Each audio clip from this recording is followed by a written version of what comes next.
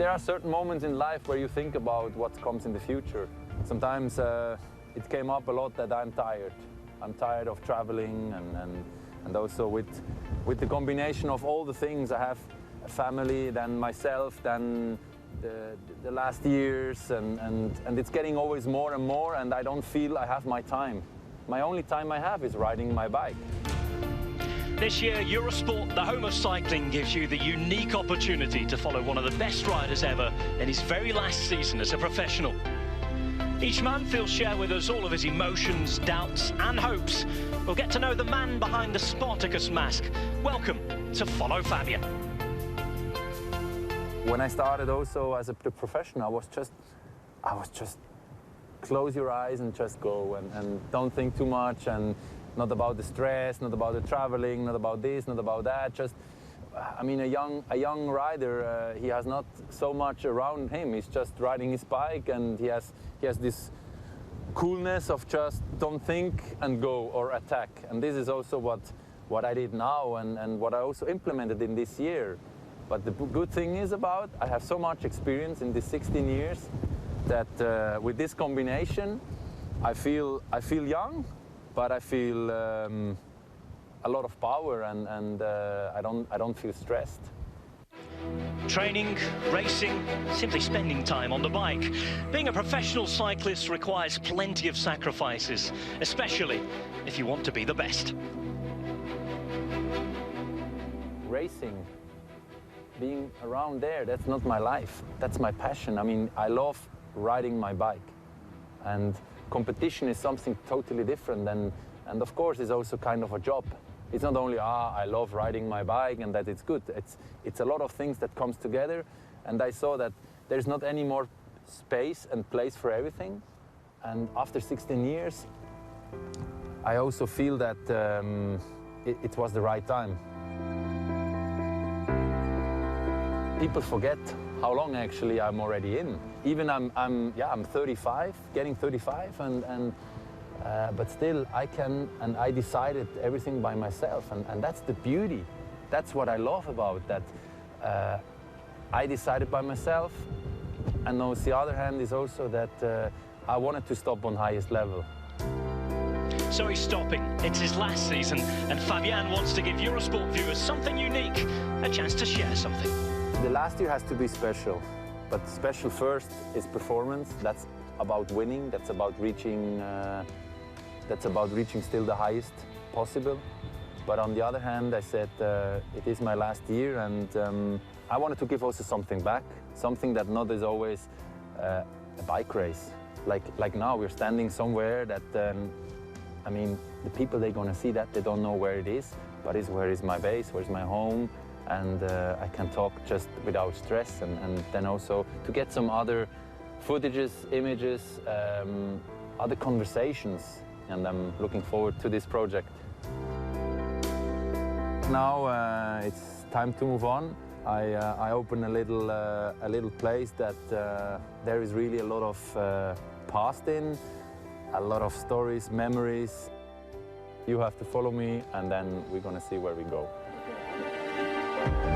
Cancellara's enjoyed a hugely successful and highly decorated career. 67 pro wins, a number that includes 3 Paris-Roubaix, 3 victories at the Ronde van Vlaanderen, in Milan-San Remo, 4 World Championship time trials. He's also an Olympic gold medalist and has worn the Tour de France's yellow jersey on no fewer than 29 occasions. We are in a special place. We are in a place where there's a lot of memories. There is a place where when I come in, there is always like, everything is a story. Everything, there was something, so I can always remember on everything. In 16 years, I started to keep the first few small things, and then it was more and more, and now, yeah, I have just one storage full of memories. The way that my career has become or went, I think it was just like, yeah, perfect for me. Maybe for another one will say, it wasn't good, but for me it was perfect. Every year, something getting more on. It was not everything in one. 2006, the high level has really started, where I won the first classic with Roubaix. I think also in 2006 was the ultimate special year with private and sport, like with the results. I won, I got married, I got a kid, I mean, and everything in 1 year. And that was a tough, hard year, but was an unbelievable, unique year as well. Now think back to Paris-Roubaix 2010, a day unlike many others in the sport, and a bike that will become a talking point for many years to come. After a few weeks, there's starting some rumors about the engine, about some stuff that I did or this and that. When I was on the couch seeing all this, and then I remember, well, I was a Belgian beer just next to me. I was there in the front of the couch looking the news and said, "Oh, you idiots." Man, everyone can come home and take my bike, is there. And yeah, that's the memory I have of this bike from this story. But on the end, I know what I did on this day. But I get too used of that. I had to live with that, and on the end, I could not change. I just continue ride my way of riding. Well, in addition to being angry about the motorised bike dough rumours, another low in a career full of highs came at the Olympics, London 2012. The 2012 year was the toughest, because so after London I wasn't riding anymore the bike for a long time, and I was just empty, just blind. Just you looked outside on the terrace, and yeah, sunshine, rain, nice weather, bad weather. I mean, you didn't care because it was making you happy. I still see and believe that the gold medal was there.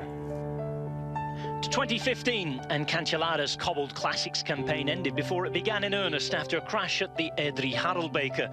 He crashed and suffered multiple fractures. In the 15, lucky I had won so much, so the Tour or the classics was with one eye. I said, damn, I missed an occasion. But on the other hand, c'est la vie. Fast forward a few months and another crash, this time whilst wearing the yellow jersey at the Tour de France. He ended up finishing the stage to wee with a broken back, but had to pull out. What happened in the Tour? I mean, yeah, I was there. I did Salto Mortale, lucky. Nothing more happened. I had to see it as this. Even I went home with the yellow jersey. Yeah, it's a pity.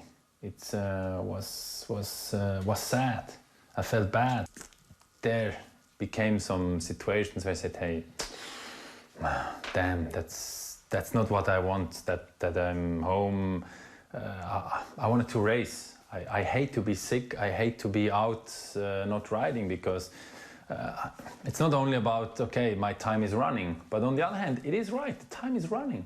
It runs because 16 now is my last year, but still, I don't see as a stress. I see it as a new opportunity, that this what happened in 15 or in 12, that these are opportunities to call as life experience. With a terrible 2015 behind him, a winter of hard training followed. And as we saw in our Behind the Stripes documentary, he's not short of motivation for his final season. But what are Cancellara's main goals? The main planification are now the classics. That's just simple. I mean, this is what always is. I mean, that's now full gas for that. Then I go to the Giro d'Italia. I think there is still something missing. There is missing the pink bike or a pink jersey. And I have the opportunity, I have the possibility, and that's why I will stand for this battle. I just want to enjoy riding, just enjoy all the rides I do, the races I'm doing, and using and continue like this, what I'm already did since the training camps that starts in December or now in January, or the races in Mallorca. With his Italian family heritage, the Swiss star holds Milan-San Remo, La Classicissima, one of the 5 monuments of cycling, very close to his heart. It's often a sprinter's classic, but he's demonstrated in the past that that's not always the case.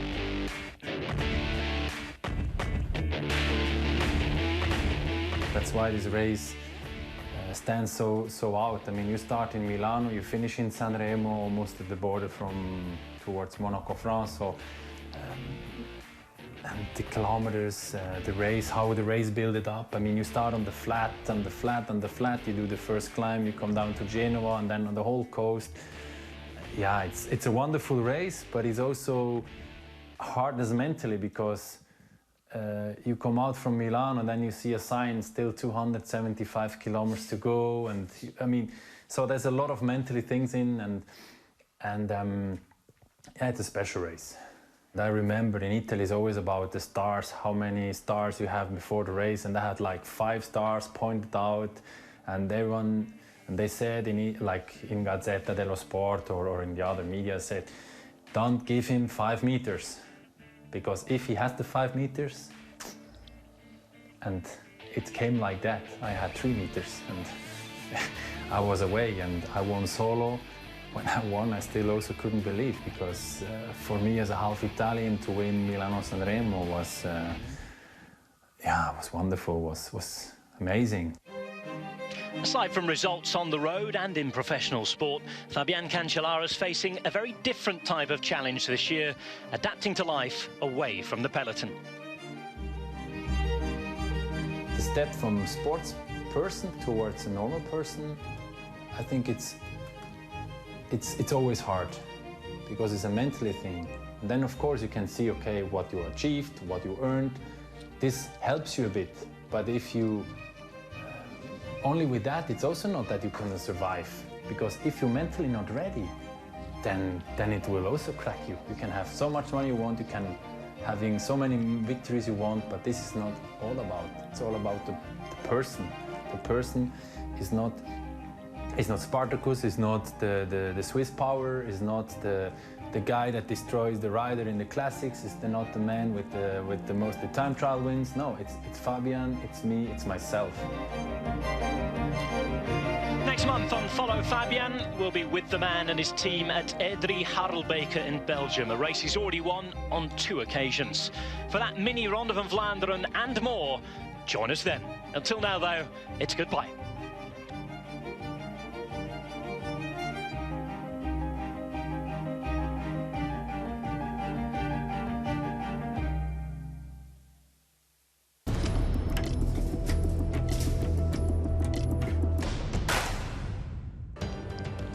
Last time on Follow Fabian, we were in Bern talking about retirement. This time, it's about Flanders, not forgetting the recent attacks in Brussels.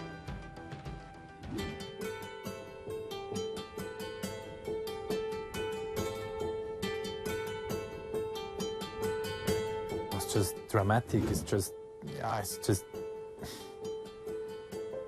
just chaos. I mean, Belgium, Brussels. I mean, for me, there's a lot of history in this, to come to this country. Like we saw now, almost 34 people, they died. I mean, I could be one of them. Naturally, Trek Segafredo and Eurosport send support and best wishes to all Belgian people. I think has a neutral situation on the problem we have right now. But of course, it's a public event, and on public events there also can be problems. But I think what was good, I mean, on one side is bad that in a country that get hit so hard that they continue on sport public events. But on the other hand, you cannot block the country, because if you block the country, the motivation goes down and people are more scared. You have to go out. You have to continue to live your life. And if you continue, you don't give them the right. So they have the feeling what they're doing, it's the worst thing in the world what can happen. Of course, cycling is almost a religion itself in Belgium, so there's a real determination that the Spring Classics season should go on as before. After Milan-San Remo, it's time for Flanders and Roubaix. This period is a focal point in Fabian's last season. Definitely the nicest period of the season, especially after Sanremo, from Sanremo towards Roubaix. It's a lot of things that they're in. I mean, one is the racing, one is all the memories on plus. I mean, the memories that stand so much out, and yeah, it's a unique weeks of riding. After 3 wins at the Ronde, 2010, 13 and 14, Fabian is on his way to achieving something that no one else has done before. A 4th win in Flanders. And victory would be extra special because this time it's the 100th edition of this amazing race. The hardest of the season, and in 2016, one of the most difficult ever.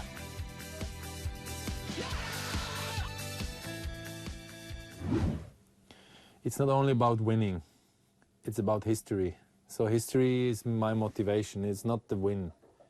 This is all things that I haven't looked before when I decided to stop. So this came after my decision, when people asking me or when people talked about, or when I was looking into books, said, whoa, 100th year, wow. The 4th one, wow, if I win the 4th one, probably I need a Belgian passport. The centenary edition has drawn the world's best into the starting lineup. Almost all the favourite riders are here. World champion Peter Sagan, Bonen, Van Avermaet, Christoph Thomas, to name but a few of the greats. Fabian knows the quality of the opposition. There's not so many riders that have won that race, so they want to go on hunting. They want to hunt, so I want to hunt as well, but I have a lot of positives. I have to stay strong. I have to stay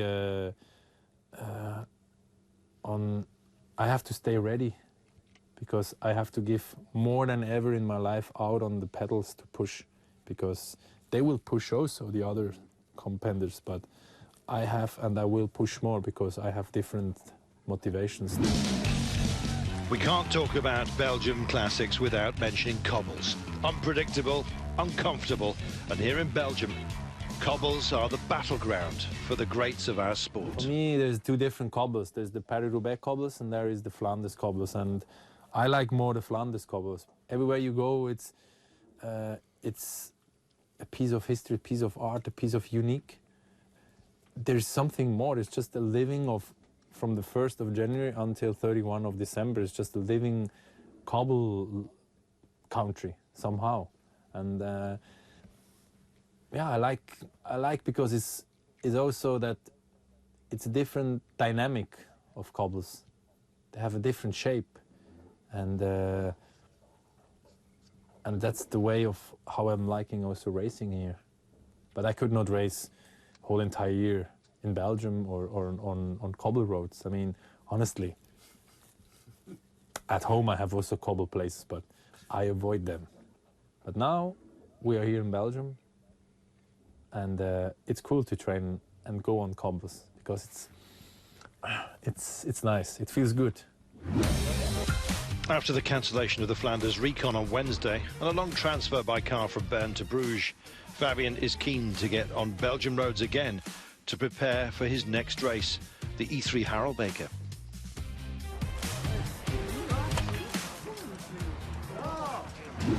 After the ride, it's time to recover with his friend Sabine and watch some racing.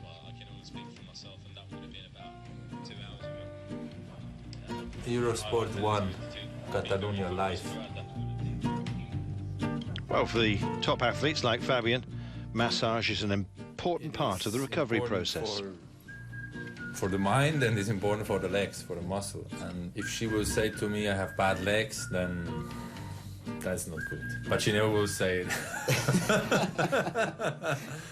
Also now in this massage I asked, hey, how are the legs? And she said, they are good, but they are kind of soft because of the travel from yesterday. But with the training this morning, with the massage now, with the osteo, with the good food, and then the adrenaline for the race that comes up, the legs will change. So you will have the tension in the muscle back. That's what I calculate. Also for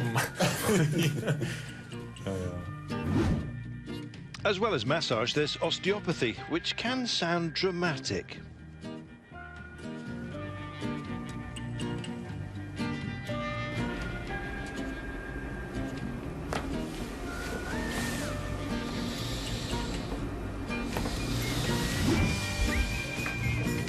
It's time for the all-important team briefing. We worked months for this period. Okay, Sanremo was already behind us. You sacrificed a lot. We are always there to support you, and this is the most important period of the season for this group. We know that. Tomorrow, is it clear? We have one leader, Fabian. In his races, he deserved it more than anyone else to be the lonely leader. So in the race, also, we have no friends. We have 4 more big races ahead of us on the World Tour level. Start with tomorrow, we have Sunday, then we have Flanders, we have Roubaix. So 4 more chances. So we need tomorrow a good result. We need it. We need the points, but especially we need a good result. And we're going to fight for it. We all know, guys, I repeat again, how strong Fabian is, especially again this year. He's back on his best level. So, but he needs you, and it's going to be so important, Greggy, Stijn, Jasper, when we're coming later in the race, for all of you, of course, but especially on those points, that we have to be alert. We have to avoid that. We have to work hard early in the race, and we have to try to save energy where we can, and especially for Fabian, because, like I say, we all know what he can do, what he's able to do. Once we come in a deep final, he will take care of himself then. But as long as possible, he needs the 100% help of you guys. It's going to be important.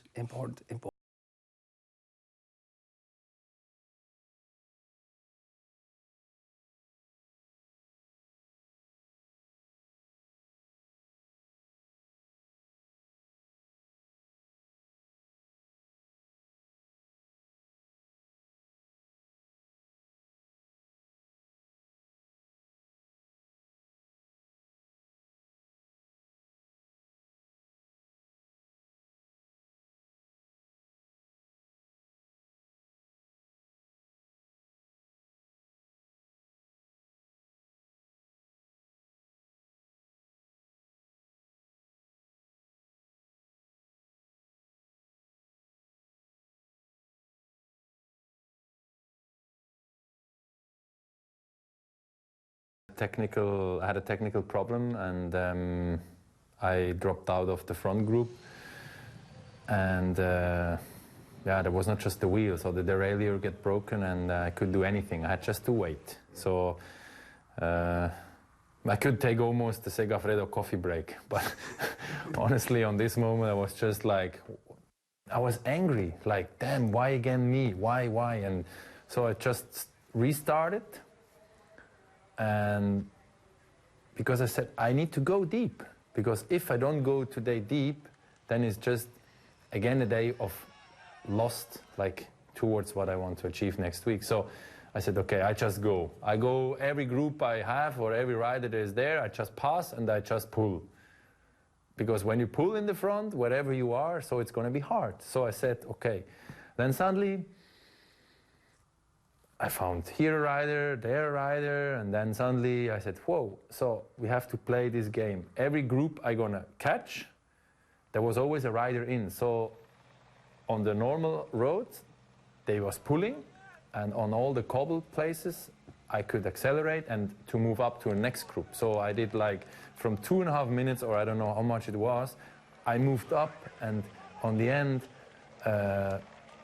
Jasper was on the last critical place on the race. He was there, so we moved together up to the front. And that shows again that cycling is a team sport. Without any help from your team, I could not do it today. I will not manage it. It was a really hard day. It was hard, it was intense, a lot of fatigue, but I won a lot of mental strength. And this is what for me is maybe the most important thing than being on the podium or winning the race. Because of course on the beginning it was negative, but on the other hand now I see after a few hours the race I think was good. I think was definitely better because I still know what I need to work on or where I have still some debits. But on the other hand, I saw the rivals, I saw the others, and that's good. And I went deep because I said before the race, today is a day where I have to go deep. I think it was good. Was a good day. Harbecker was a good day. Our best wishes for a safe and prosperous race for Fabian in Flanders. Then it's back to Bern, where we'll be speaking to Fabian again for the third episode of Follow Fabian. It's sure to be a special show, as ever. We keep on going to hashtag Follow Fabian, but we want that fans, supporters, just people they are on Twitter to ask me questions, and I want to respond on that, and yeah, that's also something nice. And wait until hashtag Follow Fabian will show up, and then you know what is to do. You can ask me questions where I'm looking forward. But not only about cycling, so about whatever you want.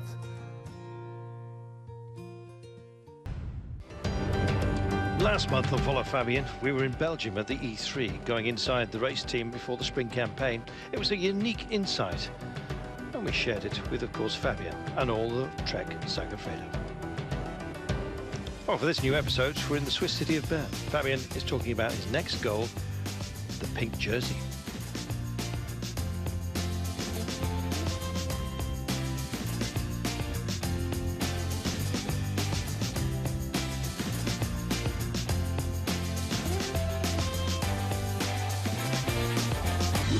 Well, the spring races were not too bountiful for Fabian, but he fought very hard every day and showed the world that his last season is not going to be simply a farewell parade.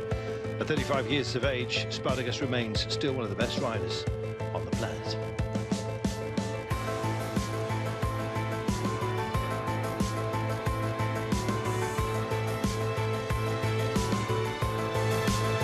On the sports side, of course, I had a goal, I had a target. I had a big thing, but on the end, yeah, I reached the second place in Flanders. I crashed out in Roubaix. I mean, Roubaix, when I look back on Roubaix, I need to laugh because I only see one crash, the crash in the velodrome, and I mean, yeah, I think that was the little point. Like the little last thing on this race, and I think, funny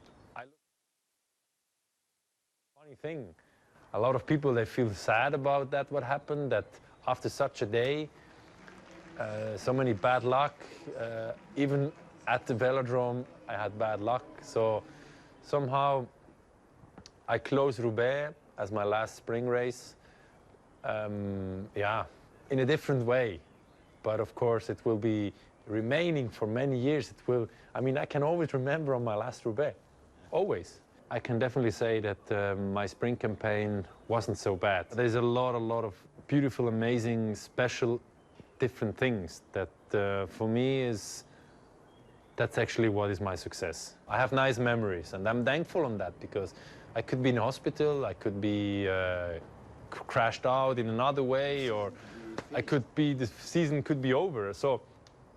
No, the season was not over, just went home, had some pain in my ribs that they are still now. I still feel the ribs, but yeah, lucky nothing is broken. Even with his rib problems due to crashes in Roubaix, Fabian has been training hard, alone, on the Swiss roads to be ready for the Giro Prologue, one of his favourite types of stage. It's a big challenge. We saw the training, and there alone, and then training and the efforts, and then a lot of question marks about how can I really reach the power and to having the legs to be such competitive to go on for the pink jersey. Can I be really so good? What's about my ribs? What's about the feeling I have still? Because it's not that, I don't say it's a pain. I don't say it's annoying what I have, but it's something that is present, that is not yet gone. No, it's just always tough. I mean, who the hell wants to go 480 watts on the flat? Tell me, who wants to do that? I mean, of course, I want to reach something, but on the other hand, I have to do something. So if we go on details, this is the plan. So follow the plan to reach the goal. That's the paper. Honestly, it was really hard. I didn't like it at all because I'm not yet ready. But I have to force my body, but I have to force my mind, because out on the cold with not so much training, because I'm used to do differently, because I said always time trial trainings is so actually nice when you have a good legs, but my body's still like not, how is it, not flex enough. He's not ready. He's not really ready. But that's the way that it is, and it's not only about listening your feeling, because if I would listen my feeling, I think I should stay home and not do the Giro. You can be sure Vince Francis will be on song for the Giro. He's always fought to be the best he can be, and he wants to wear the pink early.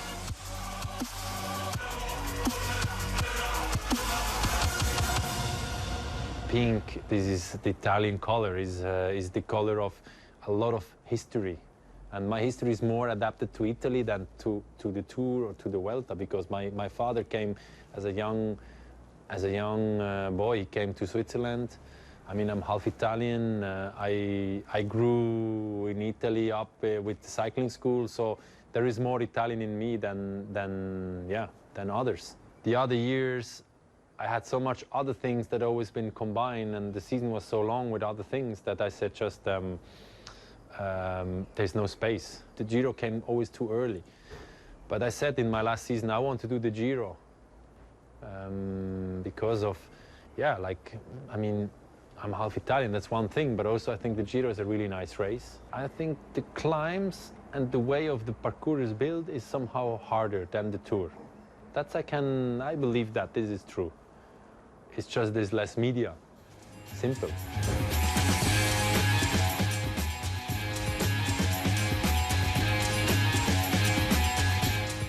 The Dolomites are always standing out with these dramas, these crazy mountains, really hard mountains they have. And of course there was years where the Giro also started to do some fancy stuff, like crazy individual uphill time trials or crazy finishes. But I think now the Giro also had turned the page and is promoting the race differently than before, and that's actually nice. I mean, it seems that they take more care about the teams, the riders, and the whole event. And I think for me what stands out is always that as a half Italian, I wanted to be 100% again in the Giro. And now I don't say it was a dream, but it comes now. I focus on myself, I focus on what I have to do, and I try to blind out everything around to be ready for that, what I want to reach. But I mean, the Giro, I did the Giro in La Maddalena many years ago in 2007. That was an amazing start. I did the Giro in Venezia, amazing start. Why not to have another amazing special start in Holland? I hope there will be a pink bike, I hope there will be a pink helmet, I hope there will be some flashy stuff, but this is all secondary also. What counts will be to win, and then, I mean, it's something missing, but even that, I don't will cry behind that, because it's the same with our record. C'est la vie. I haven't done it, but I don't want to cry behind, because it's gone. So when I'm gonna stop cycling with not being a world champion, so and then, c'est la vie. But I have other nice, beautiful results, memories, and I'm thankful on that.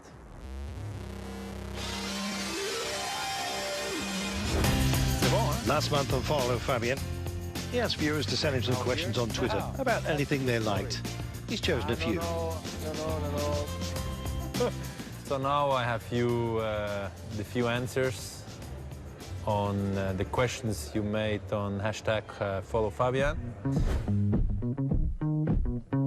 Would you give up one victory in a classic for a world championship on the road? To give away a classic victory for a world champion title, to change that, no, I will not do that. I mean, I won these classic races, and these classic races will remain like that, and I will retiring without being world championship winner. Which victory trophy stands most prominently in your living room? Honestly, there is no trophy in our living room. There is our living room is a normal family living room. There are some decorations. There are some pictures from the family, from the kids. But there is no specific cycling stuff in the living room, and also on a lot of other places in the home. What was the hardest day in competition that you remember? Where you said, this is not my thing. The competition I ever have done, it's Tour of California a couple of years ago. I remember I had like 4 days or even more. I was just having stomach problems, but not stomach problems for my health. I had stomach problems about acid. I felt so bad and I could not push. I was just bad. I was so bad. I was not good trained. I was there, and for me this was the hardest bike races I did in a few days in this Tour of California a couple of years ago, and I was so happy when it was over, believe me. Are you ever afraid for your heart? I'm not scared about after, because I'm under control every year with the doctors. The doctors, they already mentioned to me if I stop or if I'm retiring, so I don't stop and then doing anything. I still have and should continue to ride my bike, to do some less kilometers, to detrain my body, because my heart has a lot of muscle around. So they said it's better for you, for the future, for your health, that you continue. So actually I know some guidelines I have to follow, and this I will. And but on the rest I'm not scared, because I don't want to sit on the couch and just eat and drink and then get fat. I mean, this is also not good, because this is also not good for my body, and then also not feel healthy anymore as before. So I mean, I'm in good hands with the doctors. I mean, I hope I could give a few answers now to you, and thank you again on hashtag follow Fabian on Eurosport. Thanks, Bob. Next month, after the Giro, we return to Bern for a special new episode. As ever, you'll find some surprises about him and his friends as we continue to follow Fabian.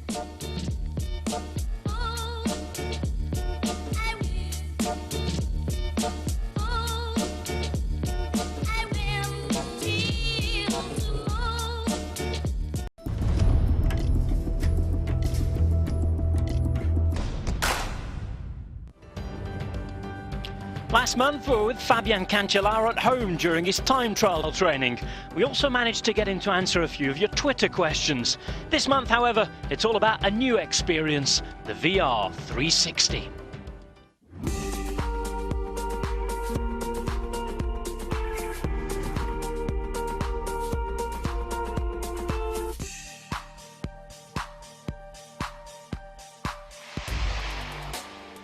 First, it's time to look back at the Giro d'Italia, though. An incredible race with an amazing drama right to the end. But for Fabian, the beginning wasn't one to remember. It was an unexpected situation that came up on the start of this Giro d'Italia.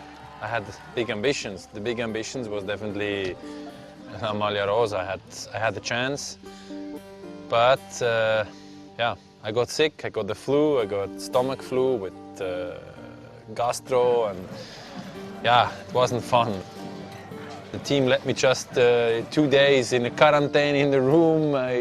I just not even moved out from the room. I only, yeah, I mean, I was white in the face, my body was just weak, and with the fever, the energy level went just away. So on the end, I was lucky I could still start and participate, that's the one thing. But on the other hand, I was quite frustrated about the situation.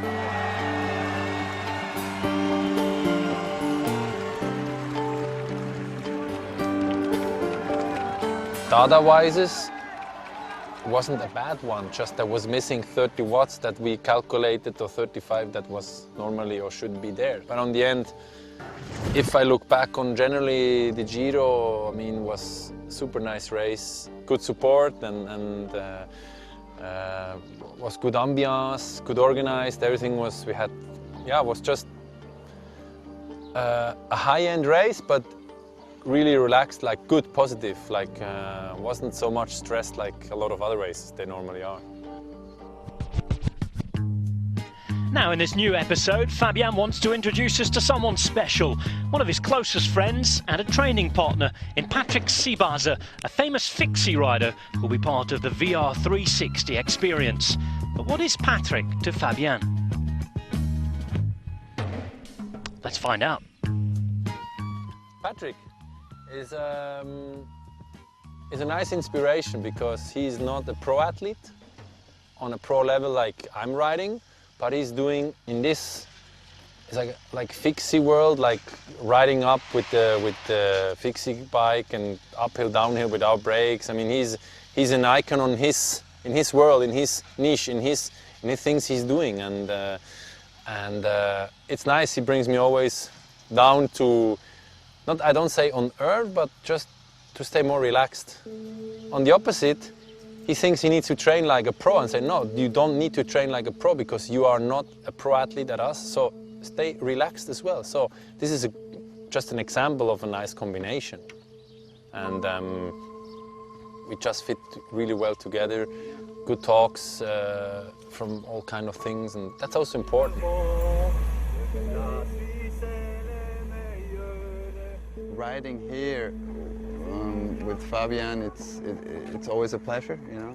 We go out,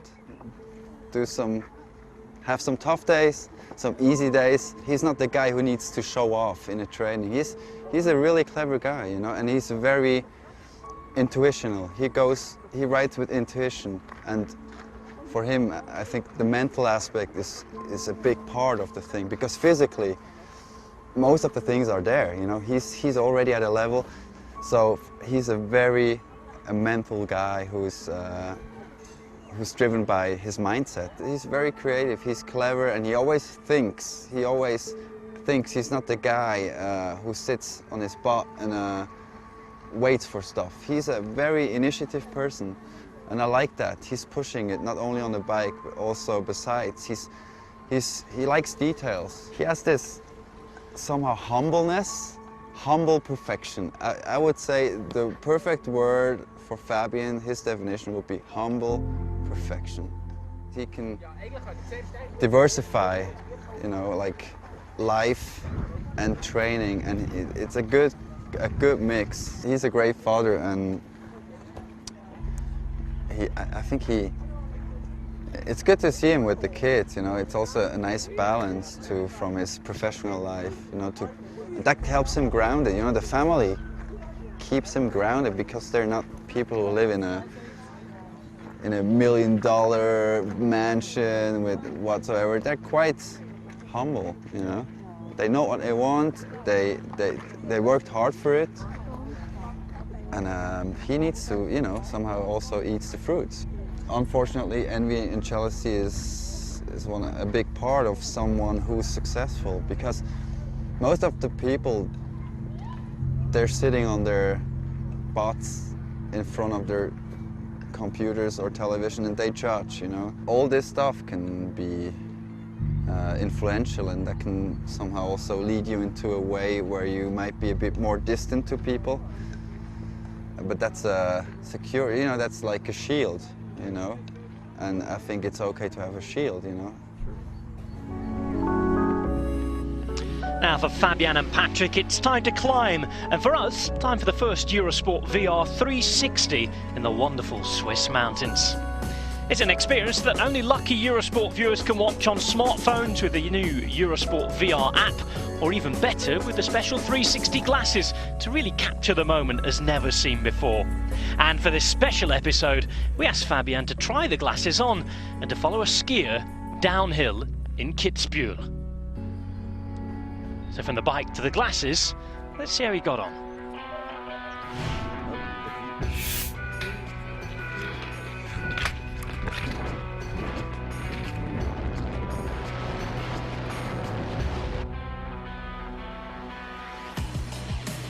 Whoa!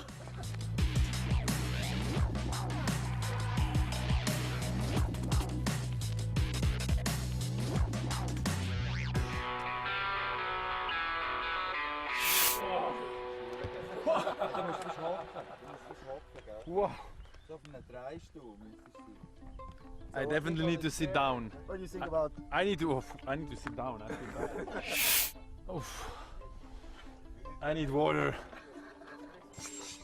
It feels so easy, but then more you you feel like you do it by yourself, and like, I mean, I was landing here, but on the end I was on the road, so you move around.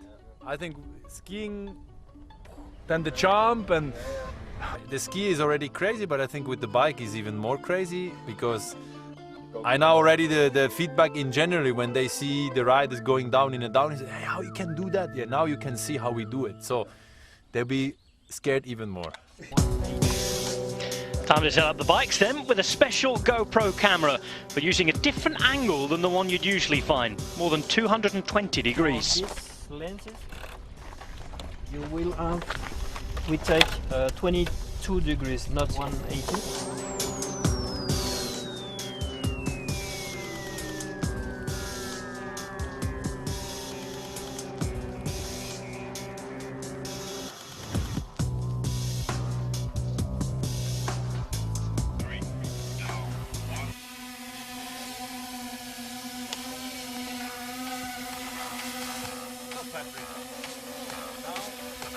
Let's do it.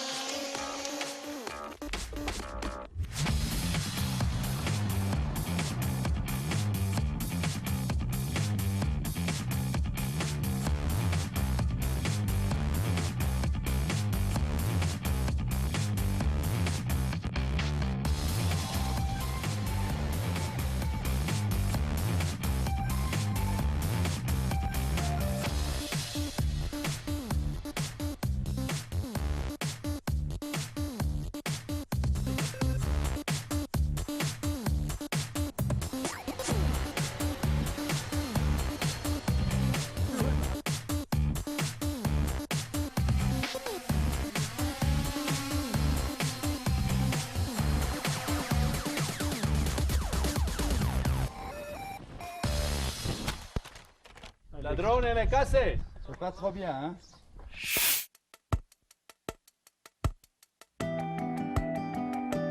It was cool, and to have all these special features in, and then you see how much amount it takes to do it. But what I'm really looking forward is actually to see the final result, because I saw now the skier going downhill in Kitzbühel, and now I'm curious how it sees with myself riding a downhill, followed by Patrick, and that will be cool.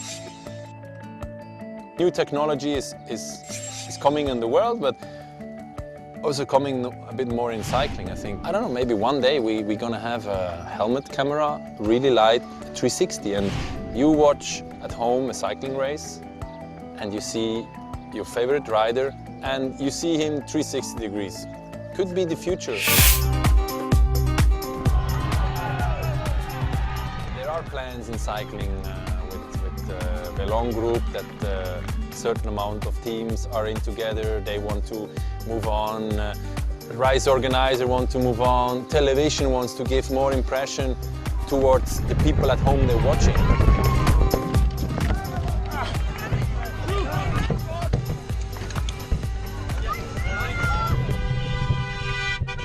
a new professional. I had my heart rate belt and that's it, and the training schedule. So now it's like you finish your training, you click your SRM power control on your computer, upload, and the sports director, trainer, doctor, who has access on my data internally on the team, and they see it. They see what I did. If even I stopped for 20 minutes for a coffee, they see that, because the data, they don't blame. So on a certain way it's good to have this, on another way sometimes it's a bit too much, because still you need to feel your inside. Look ahead to next month and we'll put the bike down and we'll follow Fabian in his home city of Bern, which will host the Tour de France this year. So stay tuned, and in the meantime follow Fabian on social media.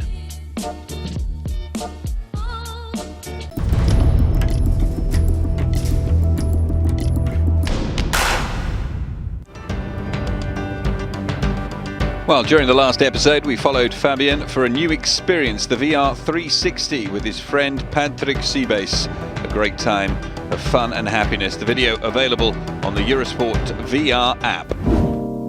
This time we let the bike on the side of the road and met Fabian in the city of the Swiss capital, Bern, a couple of weeks before the start of the Tour de France, to talk about his life and his expectations for his final Grande Boucle.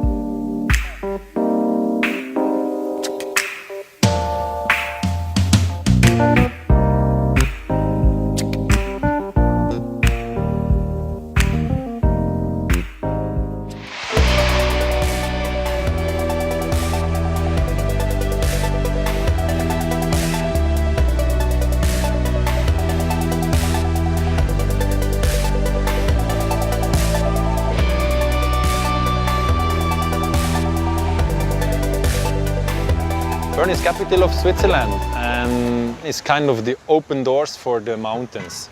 Everything is relaxed. I can walk around, I can live around with, I can go I mean, it's rare that I go with my friends or even with my family to this town for whatever, even have a drink or just have a walk, because the time is so less now that it's almost not possible, because when you're home, you want to be home. But when I see the city, how much the town and how much it gives me just my freedom of like relaxed, because it's not busy. I mean, it's busy, but for me it's not busy, and that's actually it's nice, and that's why I love it to be around here. I'm fast everywhere.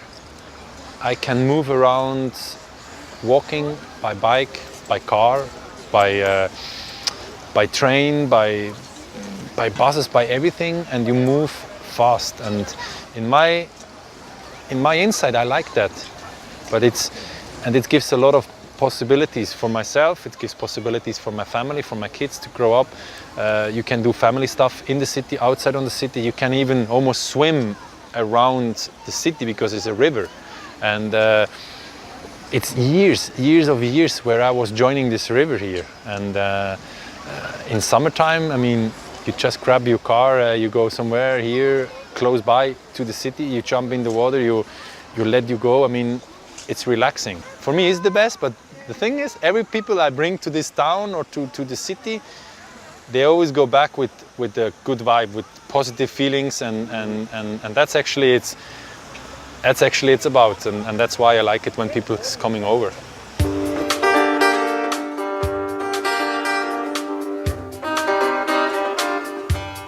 If you look now from this nice animal there, the bear, and you jump with the camera, you go like this, and you move there. I mean, is this not spectacular?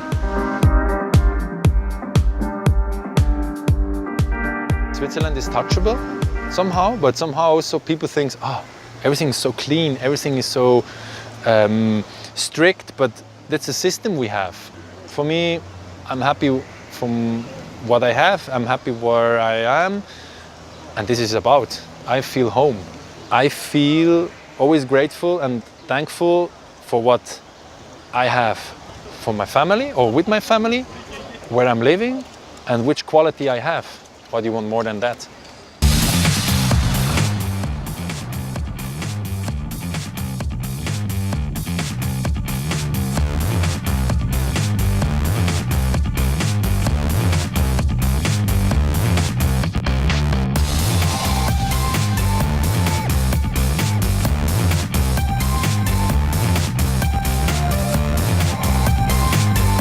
was quite surprised, honestly, that this comes here.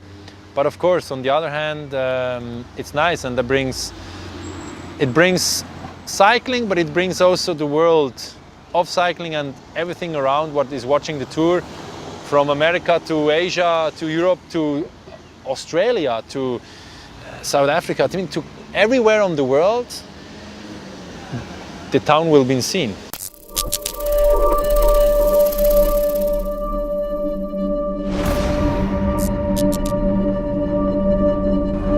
The Tour is the biggest cycling event, cycling race that we can participate, and of course I have a lot of history with the race, but also with the town, and especially where also the finish line will be. I mean, if I continue to pedal after the finish line, just straight on, I will have around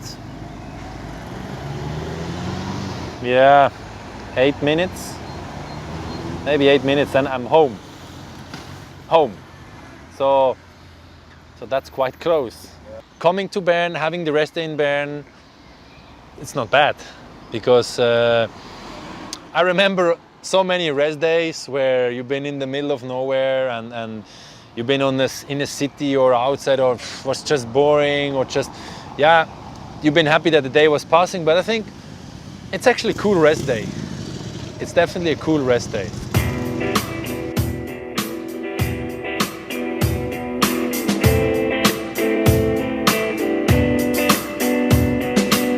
For a rider that comes to his city is always special, and it's always normal that he's aiming for, he's working for, and he's the local, and the local is pushed by the people that is living around, and this will maybe be once a lifetime for the story of the Tour that this is in Bern.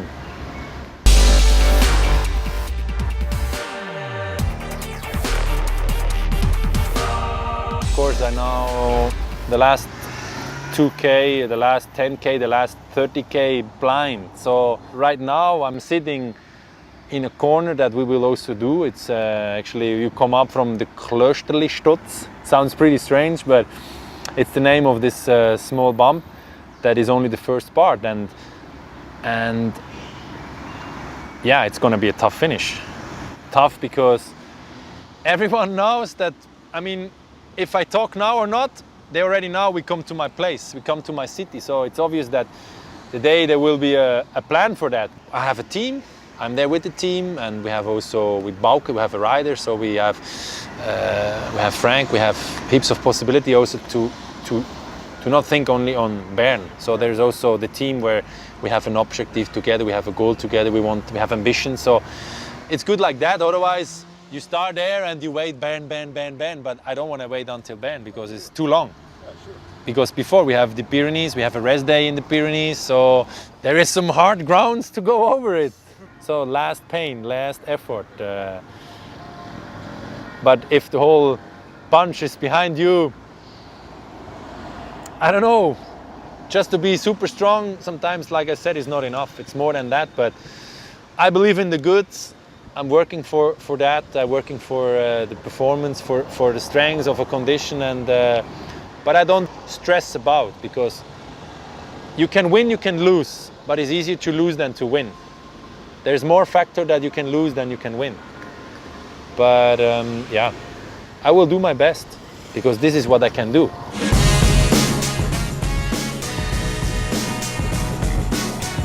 Just curious how this will end, and the main picture, the ending picture of this episode, Tour de France in Bern, is that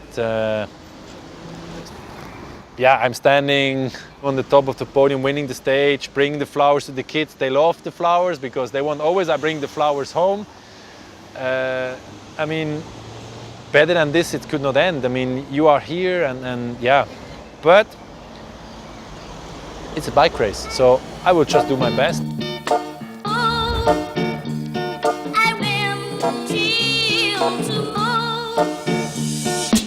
Well, maybe he'll be on the podium for stage 16 in his city. It'll be a wonderful ending for him, his family and his fans. But do make sure you stay with us and follow Fabian on social media.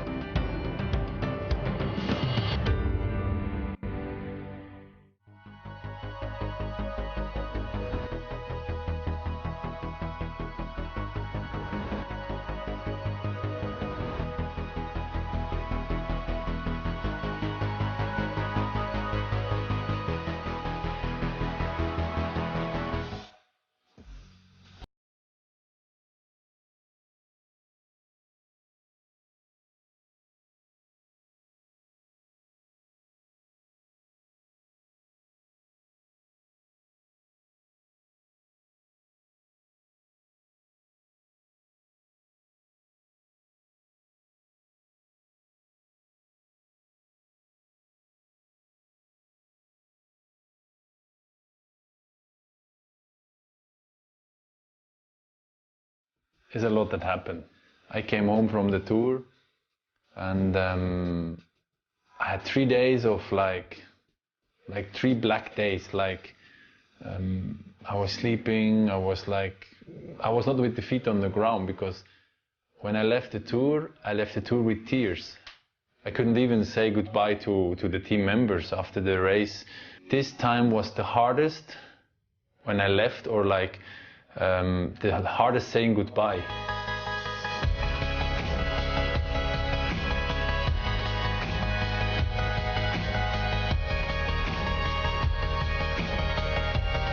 I just give everything in all the trainings, but to get ready for the Olympics, and when Luca Guercilena, team manager, trainer, and also national coach, came after the tour, a few days, I mean, the weekend after the tour, he came to my home, and we did moto pacing, and he looked at me and said, you did some good homework. So the whole picture was looking good.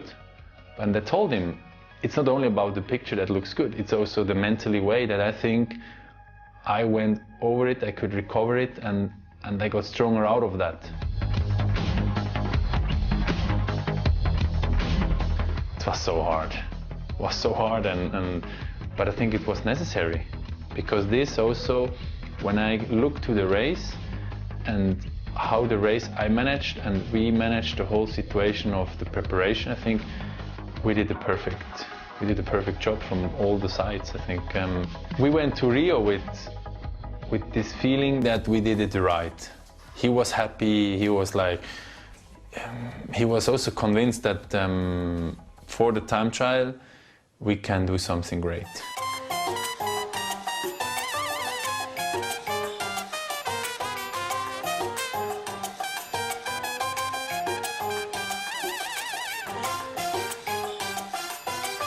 We came to Rio, I've been training there, but the hardest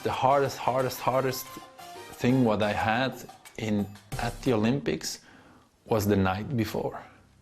The night before the race, I was there in my room, alone, and being on the bed and preparing a few things for the next day, and then everything starts, like doubts, and oh, it's my last race. Oh, it's the Olympic. Oh, I want to win, but I am really in good shape, or how I can do that? Oh, the other contenders, how good Froome is, how with Dumoulin, is he having a real pain in the hand? And how about Tony Martin? Is his knee okay? And suddenly, I mean, I didn't know where to go. I felt like a little amateur, like I'm going for the first race. So luckily we had a mental coach from Swiss Olympic that I know since a few years, and I just sent him a message, say, hey, come up please, because I need a talk. And he came up and he said, then what's going on? I said, yeah, I feel like a small amateur. I think I lost my 16 years of professional experience, and I think I lost in 1 second my whole condition, and I feel like I'm start riding my bike for my first time. And he said, that's a good sign. That's a good sign that it shows that you're ready. And in the morning, I just woke up perfectly. I slept good. Everything was good. I was really focused. And yeah, went on the start ramp and go. Here, I was just going to the finish line, to giving everything. Everything for gold, everything for the win, everything get 100% out. I mean, yeah, I had the feeling like I was a small machine that I could push, like everything was planned, was there. I just blinded out everything. I was in my own world of a tunnel, and I want to come to the end of the tunnel. Like, I saw always the light, but I had to work hard for that. We waited until everyone was passing the finish line, and after that we realized what actually happened. Because normally, even it's 40 seconds left, he doesn't make it, We had no television, so we had only the splits, and then they came all in, and yeah, it was just happiness and just like under shock. It was all under shock, and yeah, I think it was, yeah, it's unbelievable. I think still now, after so many days and somehow so weeks, it still touches me. It still, I don't say shock, it shocks me, but it's like, it made me thinking a lot about what I have done or what I achieved there. I think I did an outstanding performance for myself. That's somehow right, but the story is just incredible. Fabian, Cancellara. I was there like, yeah, like happy, proud, like it felt like I win my first race. I don't know. It was just me. 16 years career that is ending in Rio in a way like that with a gold medal. I mean, it's the second gold medal. I have a silver as well from Beijing, and I remember I was like shocked, like what the hell is going on?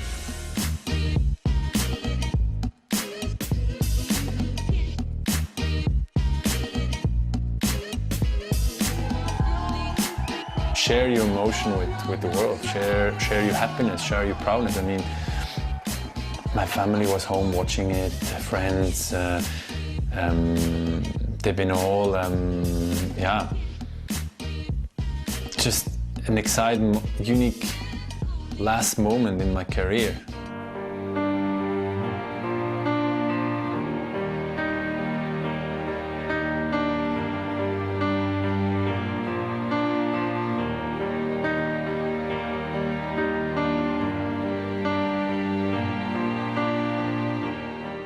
Soon is 1st of January 2017. Then I'm officially not anymore a bike rider anymore. What I'm gonna miss? I think the problem will be more to how it will be when everything restarts.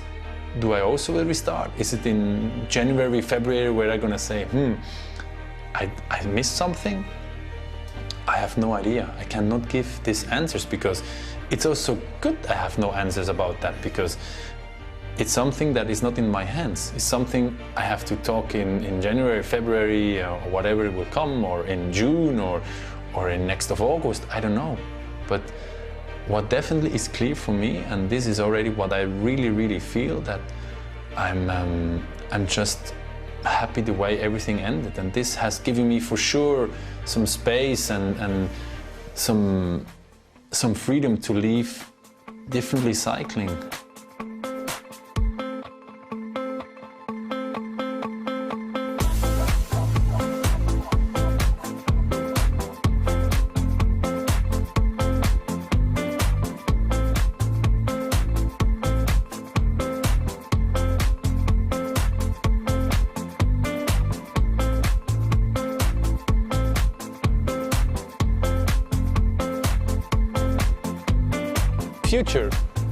Future will be new, will be different, will be a new challenge.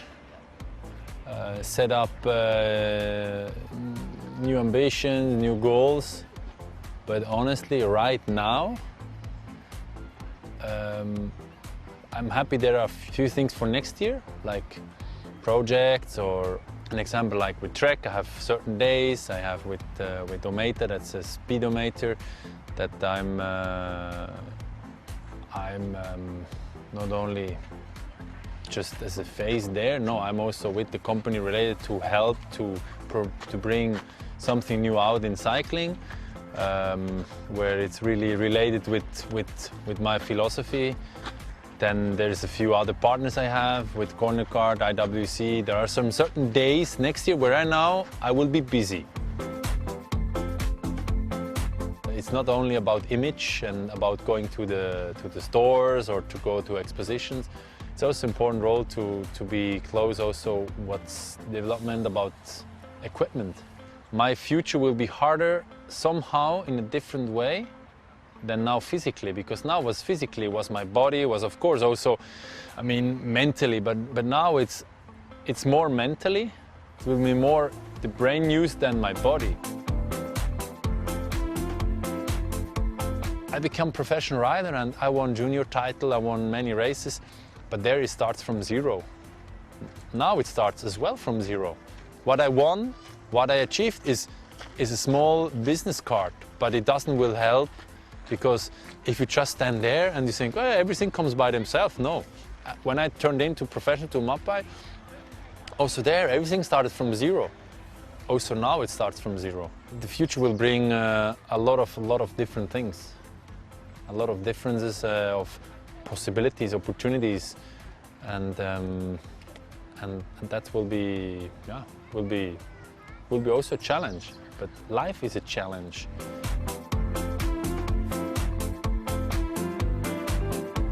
And that's good.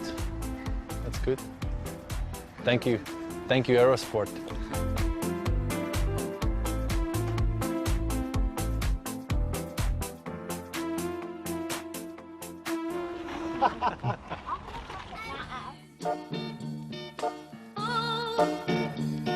I will chill tomorrow.